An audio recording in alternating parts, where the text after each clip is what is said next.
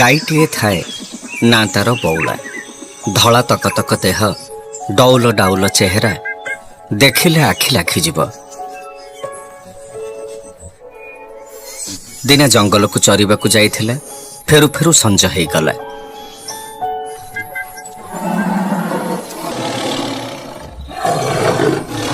हे कुआडे जाउछु बौला सेठी रह मु तते खाइबी। आज दिन सारा मो पेटरे किछि पड़िनी। सबु प्राणी मला बेले एमिति लुह गड़ांती छाड़ी देबाकू नेहुरा हुअंती। मु किंतु तते छाड़ीबिनी। मो आहार हेला मांस। मांस न खाइले मु बंचिबी किपरि? सबु जीवंक परी मु तुमको मो जीवन भिक्षा करिबिनी। तमे मते खाइबाकू मन करिच खाइब बस एतिके कहिबी। घरे मोर 18 दिनर बाछुरीटे सकाळु क्षीर टोपे पियाईकी आसीथिली। संज हेलाणी मो बाटको चाही बसिथिब बोबाली पकौथुब। तमे मते छाड़ी दियो मु जीबी क्षीर टोपे ताको पियाई देई आसीबी। बाबा रे मते मूर्ख भाविचु मु छाड़ी देबी? आउ छाड़ी देले तू पुणी फेरिकी आसीबु? दुनिया रे एमिति की बोका अछि थरे बाघ मुहरु गले पुणी फेरिकी आसीबु? ना ना आउ किए फेरु न फेरु मु त्रिबार सत्य करी कहूची निश्चय फेरिबी। हाउ ठीक अछि छाड़ी दउछि किंतु जदि न आसिलु सीधा तो घर को जाई खाई दे आसीबी बुझिलु?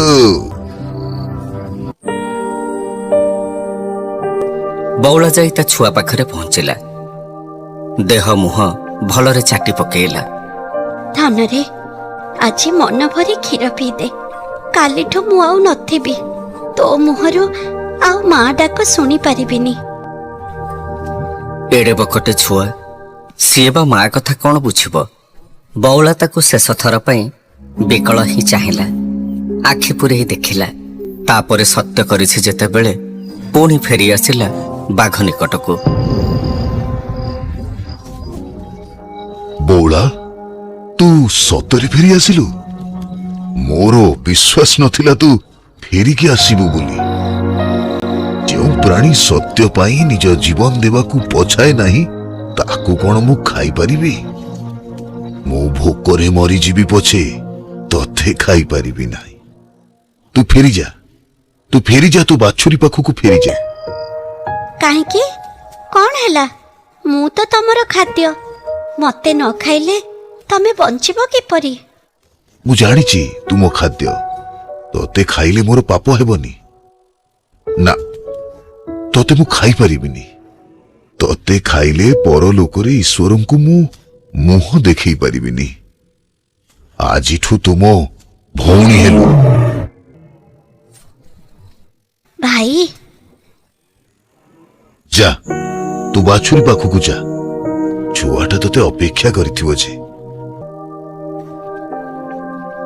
सत्यरे रहिले देइथिबा कथा रखिले भाग्य सहाय होई थाए। शेषको सब मंगल हुए।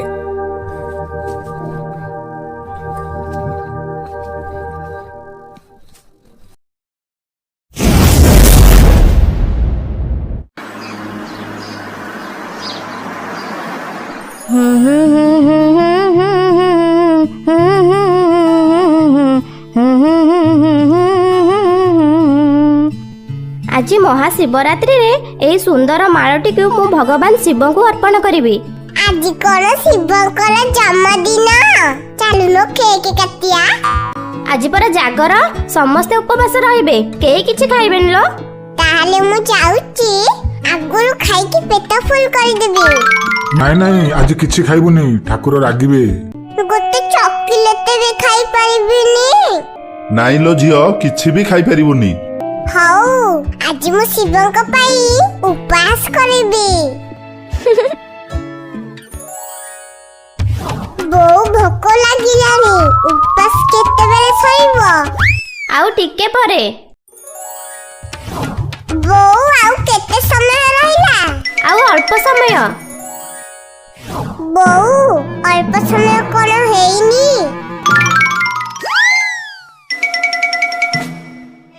ଭୋକରେ ପେଟଟା ପୁରା କୁଳୁ କୁଳୁ ହଉଛି।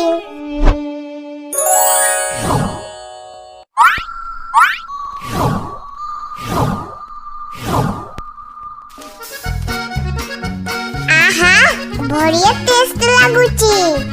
ବୋଉ ଆସିବା ପୂର୍ବରୁ ଯାଉଛି ସବୁ ଖାଇଦେବି।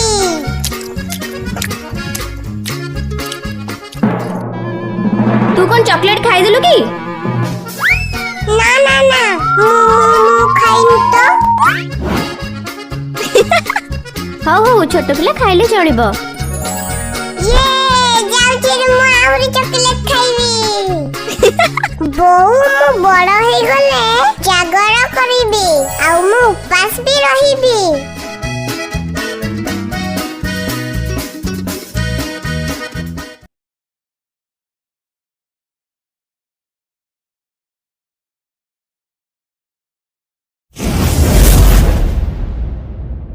नीलाचल क्षेत्र पुरी पुरी को एक विशेष तीर्थक्षेत्र रूपे विचार करा जाए।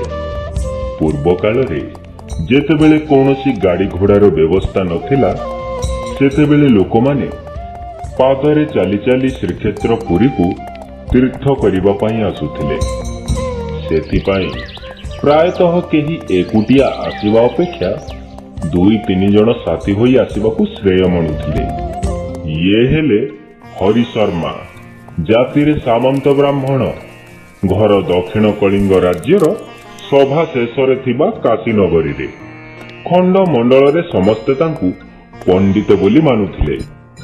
दिनकर कथा पंडित स्थिर कले बयस हेई गलानी, तीर्थ करिबाकू जिबे पुरी श्रीक्षेत्र।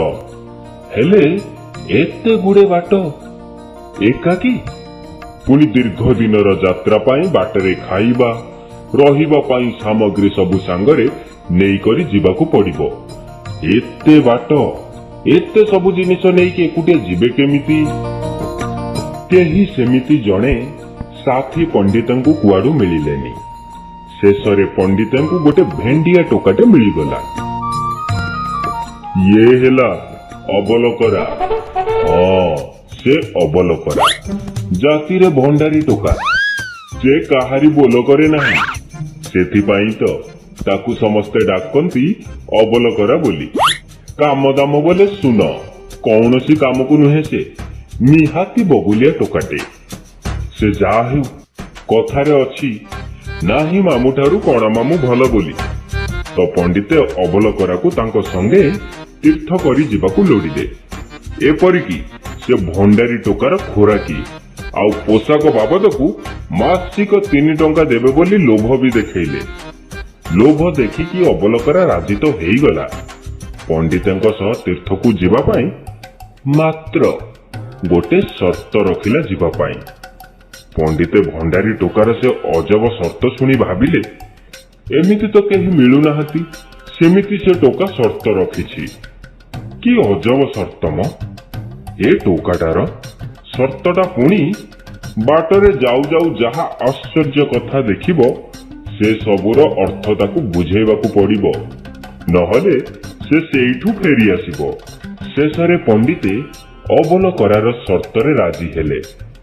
साथी होई शुभ मुहूर्त देखी उभय तीर्थरे बाहरी पड़िले।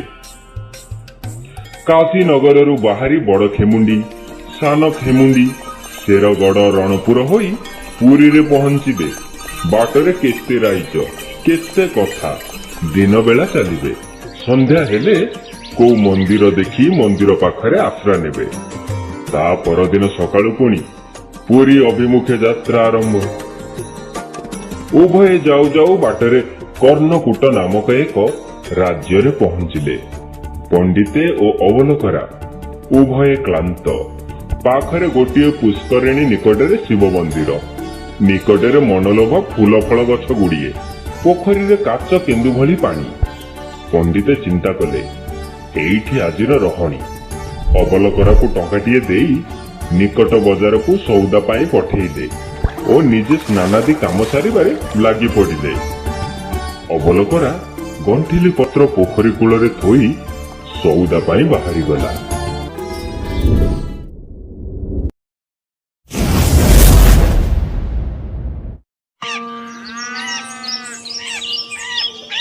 ଥରେ ଗୋଟିଏ ଜଙ୍ଗଲରେ କୁଆଡୁ ଗଡି ଗଡି ଆସି ଢୋଲଟିଏ ପଡିଲା।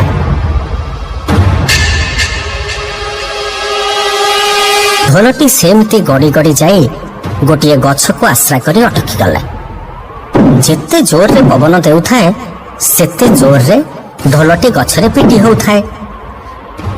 2-4 ଥର ଢୋଲଟି ଗଛରେ ପିଟି ହେବା ପରେ ତାର ଶବ୍ଦ ଗୋଟେ ବିଲୁଆ କାନରେ ପଡିଲା। ବିଲୁଆଟି ସେଇ ଶବ୍ଦକୁ ବାରିଲା ଯେ ସେ ଶବ୍ଦ ଆସୁଛି କୋଉଠୁ। କାନେଇ କାନେଇ ବିଲୁଆ ଢୋଲ ପାଖରେ ପହଞ୍ଚିଗଲା। ଆରେ ଇଏ ତ ବହୁତ ବଡ ଜନ୍ତୁଟେ, ବେଶ ଡଉଲ ଡାଉଲ ବି ହେଇଛି। ୟାଠୁ ତ ପୁଳାଏ ମାଂସ ବାହାରିବ। ଆମେ ସ୍ୱାମୀ ସ୍ତ୍ରୀ ମିଶି ୟାକୁ 15 ଦିନ ଖାଇଲେ ବି ସରିବନି। ନା, ମତେ କାହିଁ ଲାଗୁନି ଏ ମୋଠୁ ଛୋଟ ପ୍ରାଣୀ ବୋଲି। କେତେ ଜୋରରେ ଚିତ୍କାର କରୁଛି ଇଏ। ୟାକୁ ମୁଁ ଏକା ସମ୍ଭାଳି ପାରିବିନି। ତାହେଲେ ଗୋଟେ କାମ କରିବି ଯାଉଛି। ଏଇ ପାଖରେ ଯଦି କିଏ ପଶୁ ଥିବେ ତାଙ୍କୁ ଡାକିବି। କିଛି ନହେଲେ ବାଣ୍ଟି କୁଣ୍ଟି 2 ଜଣ ଖାଇଦବୁ।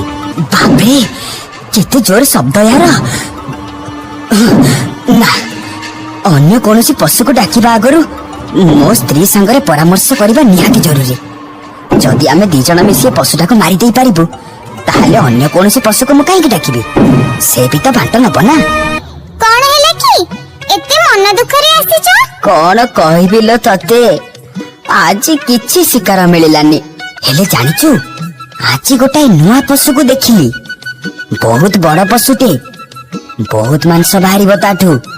ଆମେ 2 ଜଣ ଆରାମରେ 15 ଦିନ ଚଳିଯିବା। ଆରେ ହେଲେ ପୁଣି କଣ? ହେଲେ ସେ ପଶୁଟା ବହୁତ ଭୟଙ୍କର ଶବ୍ଦ କରୁଛି। ଶବ୍ଦ ଶୁଣି ମୁଁ ଛାନିଆ ହେଇ ଗୁମ୍ଫାକୁ ଫେରି ଆସିଲି। ଏଥିରେ ଡରିବାର କଣ ଅଛି? ଡରିବାର ଅଛି ନା, ଡରିବାର ଅଛି। ସେ ଯୋଉ ଗଛ ମୂଳେ ରହୁଛି ସେଇ ଗଛରେ ସେ ହାପେ ହାପେ ପିଟି ହେଇ ବଡ ବିକଟାଳ ଶବ୍ଦ କରୁଛି। ସେଥିପାଇଁ ବା ମତେ ଛାନିଆ ଲାଗିଲା। ଦେଖ, ଯଦି ଠେକୁଆ କି ଗୁଣ୍ଡୁଚି ମୂଷା ଭଳିଆ ପ୍ରାଣୀଟେ ହେଇଥିବ ତାହେଲେ ସେ ସହଜରେ ଧରା ପଡିଯିବ। ନା ନା, ସେଭଳି ପ୍ରାଣୀ ସିଏ ନୁହଁ। ସେମିତି ହେଇଥିଲେ ମୁଁ କଣ ଛାଡି ପଳେଇ ଆସିଥାନ୍ତି? ଗୋଟେ କାମ କରିବା, କାଲି ସକାଳେ ମୁଁ ତମ ସାଙ୍ଗରେ ଯିବି। ଆମେ 2 ଜଣ ଯାକ ମିଶି ପଶୁଟାକୁ ଶିକାର କରିବା। ହଁ, ସେଇଆ କଲେ ଠିକ ହବ। ଆମେ ସାଙ୍ଗ ହେଇକି ଯିବା। ଆଲୋ ମାଲୋ, ଇଏ କଣ? ତମ ମୁହଁ ଦିଶିଲାଣି। ଆରେ ସତରେ ତ ତୋ ମୁହଁ ମତେ ଦିଶୁଛି। ଧେତ୍, ତମେ ହବନି। ବିଲୁଆ କୁଳରେ ଜନ୍ମ ହେଇ ଏତେ ନିର୍ବୁଦ୍ଧିଆ ହେଲେ ଚଳିବ? ଏଇଟା କି ଜିନିଷ ନାହିଁ କି ଜିନିଷ? ତମେ ମତେ ଶିକାର କରିବା ପାଇଁ ଏଠିକି ନେଇ ଚାଲି ଆସିଲ? ଛାଡ ଛାଡ, ଆସ ମୋ ସାଙ୍ଗରେ ଘରକୁ। ତମକୁ ଦଉଛି ପାନି।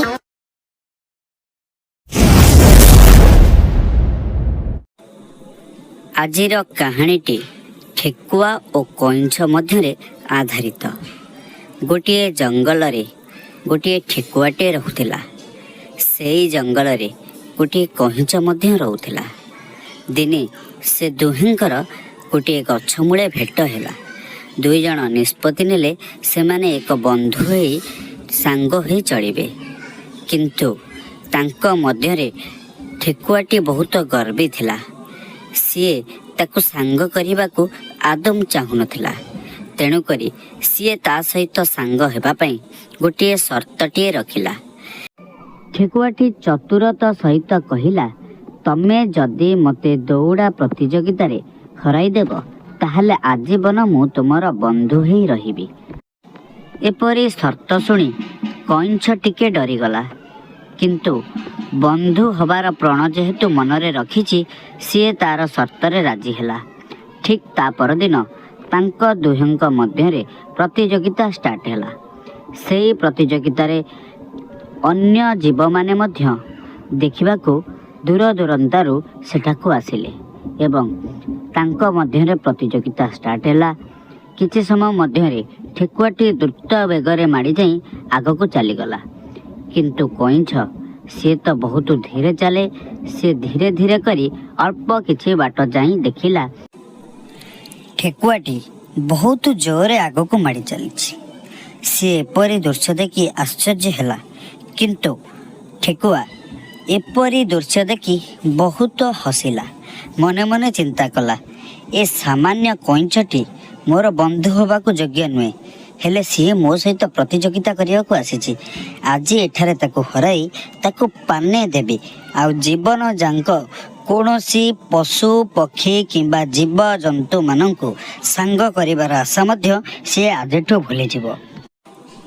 ଏପରି କଇଁଛ ଦେଖି ନିଜ ମନରେ ଦୃଢ଼ ବଳ ରଖି ଧୀରେ ଧୀରେ ଆଗକୁ ମାଡ଼ିବାକୁ ଲାଗିଲା।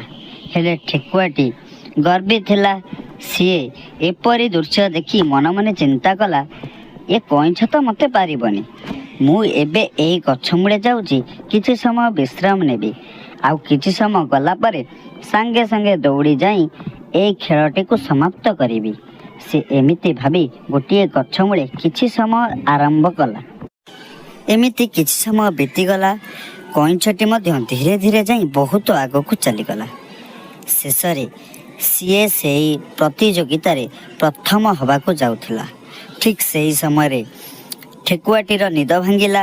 ସେ ଦୌଡ଼ି ଆସି ଦେଖେ ତ କଇଁଛ ସେଇ ଶେଷ ସୀମାରେ ପହଞ୍ଚି ଗଲାଣି। ତେଣୁକରି ଆଉ କିଛି ନ ଭାବି କାନ ମୁଣ୍ଡ ଆଉଁସି ସିଏ କଇଁଛର ବନ୍ଧୁ ରୂପେ ଘୋଷଣା କଲା। ତେଣୁ ଏହି କାହାଣୀରେ ଆମେ ଏଇଆ ଜାଣିଲେ ଯେ କୌଣସି ଜୀବକୁ ନୀଚ ବା ଛୋଟ ଭାବିବା କଥା ନୁହେଁ। ଛୋଟ ସିନା ଦାନ ମହାନ ଏବଂ ସାହସ ମଧ୍ୟ ଅଧିକ। ତେଣୁକରି ସାହସ ଓ ଦୃଢ଼ ବଳରେ ସେଇ କଇଁଛଟି ଆଜି ବିଜୟ ପ୍ରାପ୍ତ କଲା, ଆଉ ଠେକୁଆର ସମସ୍ତ ଗର୍ବକୁ ସିଏ ଭାଙ୍ଗି ଚୁରମାର କରିଦେଲା। କାହାଣୀଟି ଏଇଠି ସମାପ୍ତ ହେଲା। ଯଦି ଆପଣମାନେ ଏପରି ସୁନ୍ଦର ଗପ ଶୁଣିବାକୁ ଚାହୁଁଛନ୍ତି କିମ୍ବା ଦେଖିବାକୁ ଚାହୁଁଛନ୍ତି, ତାହେଲେ ଆମ ଚ୍ୟାନେଲକୁ ସବସ୍କ୍ରାଇବ୍ କରନ୍ତୁ। ଆପଣମାନଙ୍କୁ ଏହିପରି ସୁନ୍ଦର ସୁନ୍ଦର କାହାଣୀ ଏବଂ ଶିକ୍ଷଣୀୟ ଗପ ସବୁ ଭେଟିଦେବୁ।